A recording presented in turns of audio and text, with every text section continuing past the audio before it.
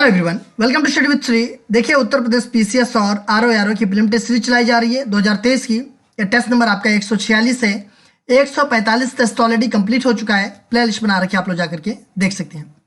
देखिए, अगर आप किसी भी स्टेट पीसीएस की प्रिपरेशन कर रहे हैं, जैसे कि BPSC, MPPSC, Jharkhand PCS, Chhattisgarh PCS, Uttarakhand PCS, Himachal Pradesh PCS या फिर आरएस, तो आप मेरे टेस्ट सीरीज को देखिए, आपको काफ़ी फायदा मिलेगा। या किसी वनडे एग्जाम की प्रिपरेशन कर रहे हैं तो भी आप मेरे टेस्ट सीरीज को देखिए, क्योंकि जो भी क्वेश्चंस हैं वो सभी प्रतियोगिता परीक्षाओं के लिए काफ़ी इंपॉर्टेंट है। देखिए, जो लोग फर्स्ट टाइम विजिट कर रहे हैं हमारे चैनल पे, चैनल को सब्सक्राइब कर लें। सब्सक्राइब करने के बाद से बेल आइकन को प्रेस कर लें कि मेरी जब भी वीडियो आए तो उनको नोटिफिकेशन मिल जाएगा। तो स्टार्ट करते हैं। फर्स्ट क्वेश्चन है, उत्तर प्रदेश के कुछ प्रमुख बांध एवं नदी का गलत युग्म बताइए।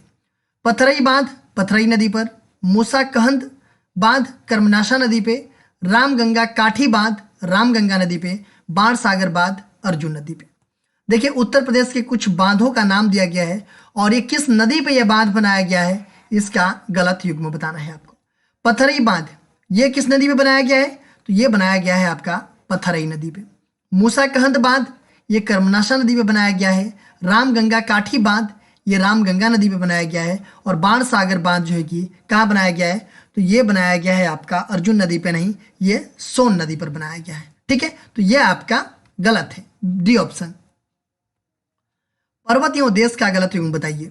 मोरनी पर्वत आयरलैंड, स्पेरिन पर्वत आयरिश गणराज्य, हार्ज पर्वत जर्मनी, पिलियन पर्वत बल्गारिया बुल्गारिया। देखिए, पर्वत और देश का गलत युग्म बताना है।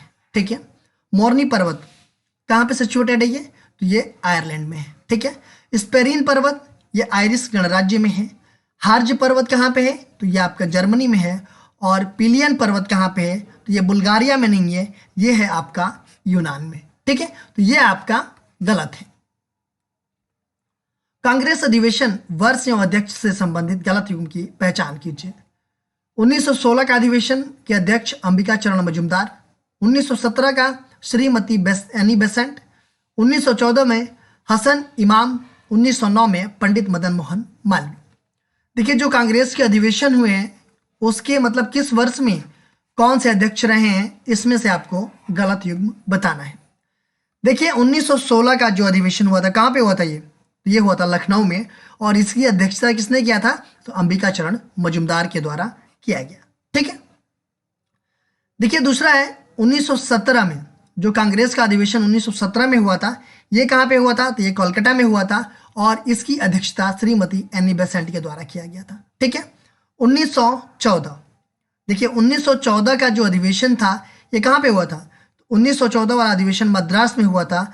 और हसन इमाम इसके अध्यक्ष नहीं थे, भूपेंद्र लाल बसु थे, भूपेंद्र नाथ बसु। ठीक है, भूपेंद्र नाथ बसु जो है कि इसके अध्यक्ष थे। 1914 का जो अधिवेशन हुआ था मद्रास में, न कि हसन इमाम थे, तो ये गलत है।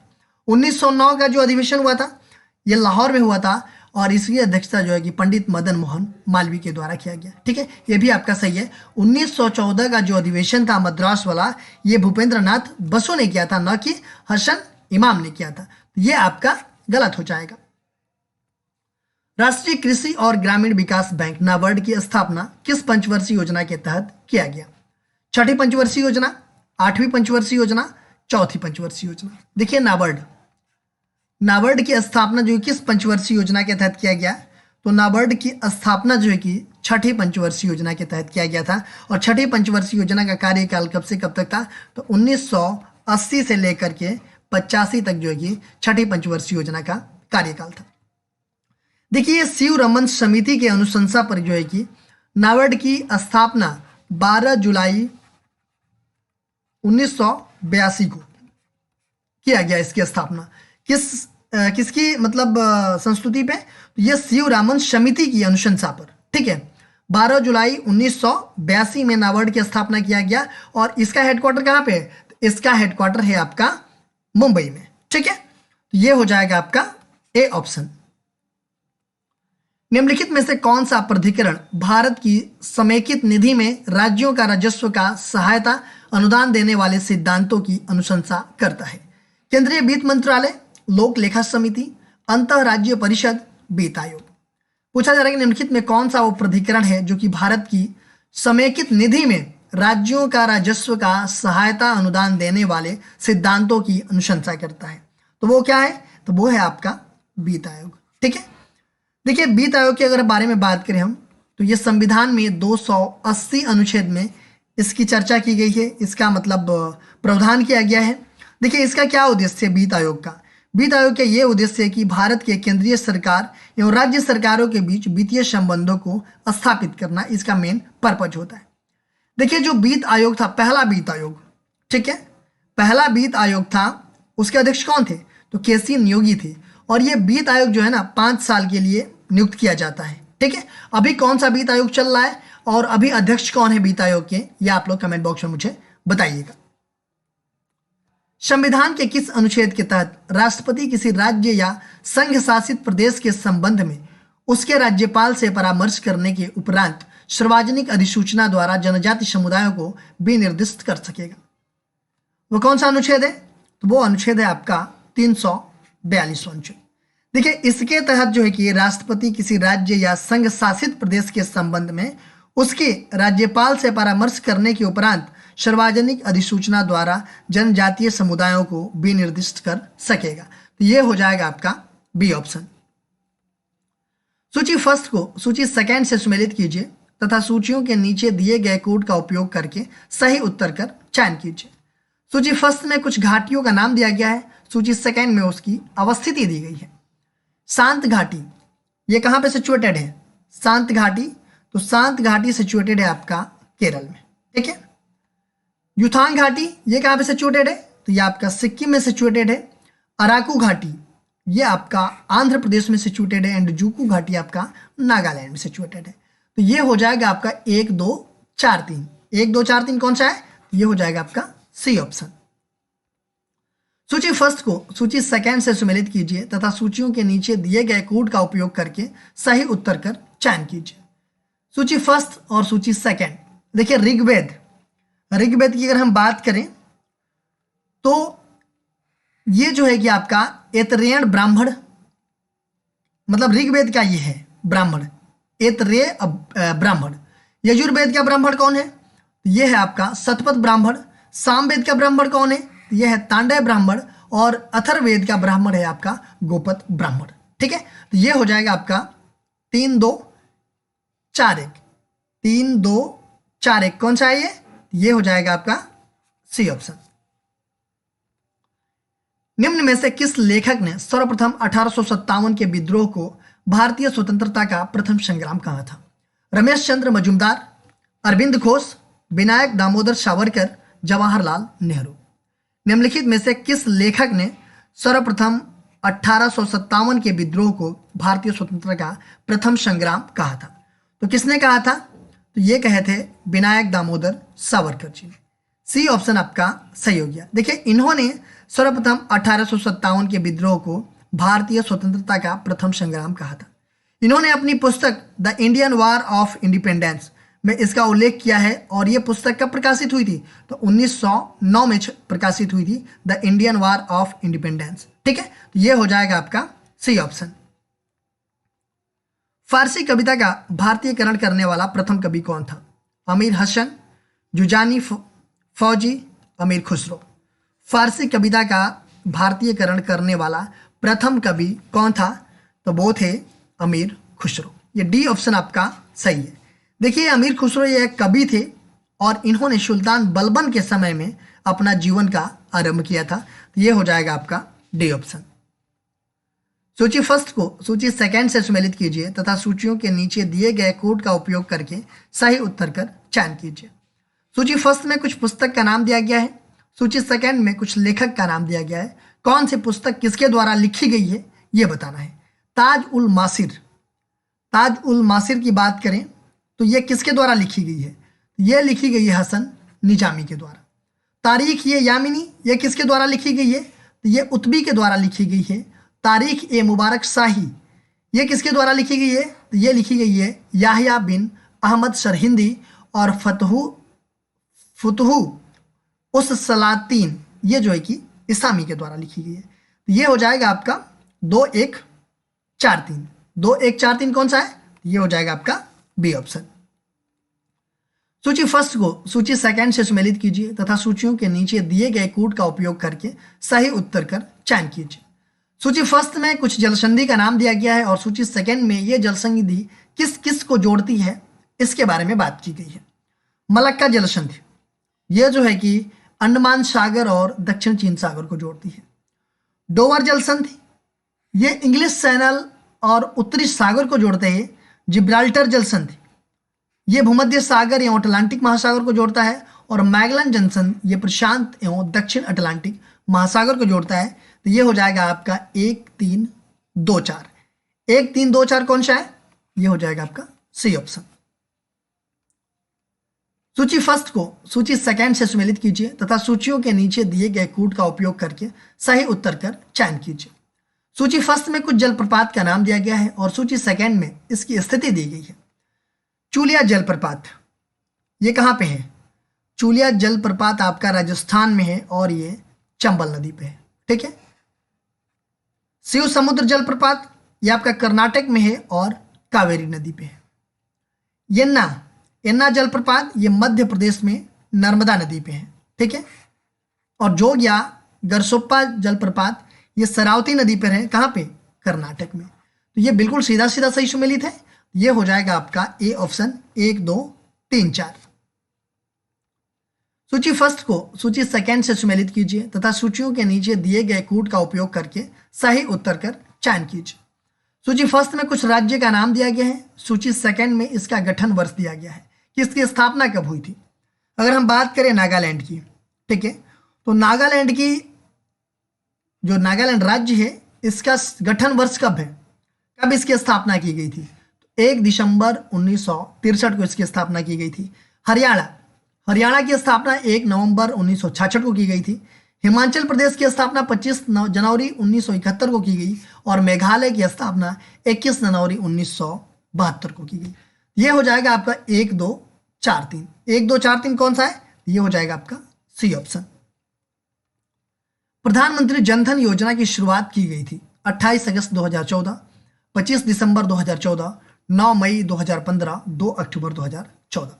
प्रधानमंत्री जनधन योजना, इसकी शुरुआत कब की गई थी? देखिए, प्रधानमंत्री जनधन योजना, इसका उद्देश्य क्या है? इसका उद्देश्य यह है कि देश भर में सभी परिवार को बैंकिंग सुविधा मुहैया कराना और हर परिवार को बैंक खाता खोलना। इसकी घोषणा किया गया था 15 अगस्त 2014 को, लेकिन ये योजना की शुरुआत जो है कब हुई? तो 28 अगस्त 2014 को हुई। ए ऑप्शन आपका सही है। सूची फर्स्ट को सूची सेकंड से सुमेलित कीजिए तथा सूचियों के नीचे दिए गए कोड का उपयोग करके सही उत्तर कर चयन कीजिए। सूची फर्स्ट में पंचायती राज व्यवस्थाओं में सुधार हेतु गठित समितियां के बारे में दिया गया है और सूची वर्ष सेकंड में दिया गया है। बलवंत राय मेहता समिति, ये सब सारी पंचायती राज व्यवस्था से संबंधित समितियां गठित की गई थी। बलवंत राय मेहता समिति, इसका गठन कब किया गया था? तो 1956 में इसका गठन किया गया था। अशोक मेहता समिति की गठन जो है कि 1977 में किया गया था। जीवी के राय समिति, इसका गठन 1985 में किया गया था। और LM सिंघवी समिति का गठन जो है कि आपका कब किया गया था? तो ये किया गया था 1986 में। ठीक है, तो ये हो जाएगा आपका कौन सा? ये होगा 2 3 4 1। एक मिनट, ये ऐसे 2 3 4 1 कौन सा है? ये हो जाएगा आपका डी ऑप्शन। गर्म हवाएं और उनके स्थान से संबंधित गलत युग्म की पहचान कीजिए। अयाला फ्रांस, बाग्यो फिलीपींस द्वीप समूह, शामुन इराक, सोलैनो दक्षिण पूर्वी स्पेन।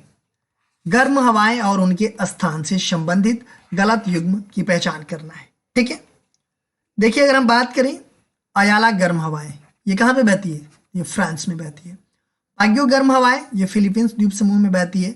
शामुन गर्म हवाएं जो है कि ये ईरान में नहीं, इराक में नहीं बहती है, ये जो है कि ईरान में बहती है। ईरान में चलने वाली हवाओं को, गर्म हवाओं को शामुन कहा जाता है। यह आपका गलत है। सोलैनो ये दक्षिण पूर्वी स्पेन में बहती है।